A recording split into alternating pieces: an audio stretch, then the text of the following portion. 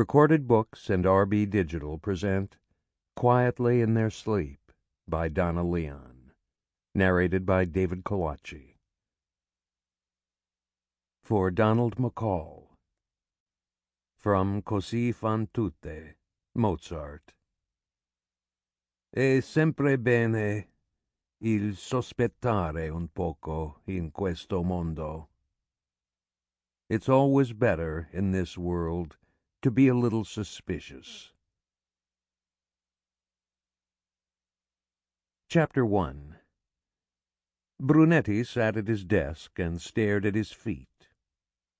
Propped on the bottom drawer of his desk, they each presented him with 4 horizontal rows of tiny metal-circled round eyes that looked back at him in apparent multiple reproach.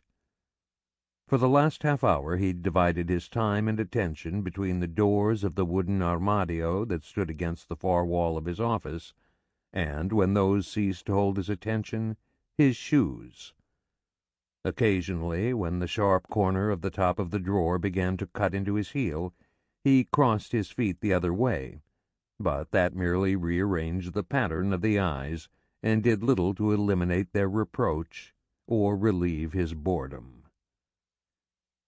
Vice Questore Giuseppe Pata had been on vacation in Thailand for the last 2 weeks, gone there on what the staff of the Questura insisted on calling his second honeymoon, and Brunetti had been left in charge of what crime there was in Venice. But crime, it seemed, had boarded the plane with the Vice Questore, for little of any importance had happened since Pata and his wife, newly restored to his home and one trembled his arms, had left, save for the usual break-ins and pickpocketing.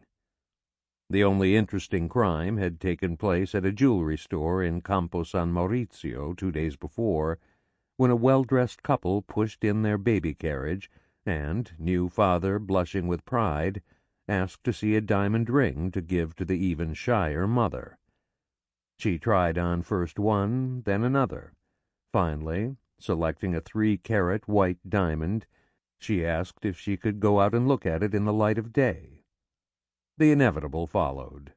She stepped outside the door, flashed her hand in the sunlight, smiled, then waved to the father, who dipped his head into the carriage to rearrange the covers, and, with an embarrassed smile to the owner, stepped outside to join his wife, and disappeared, of course, leaving the baby carriage and the doll behind, blocking the door.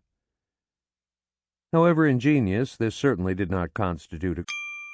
Sample complete. Ready to continue?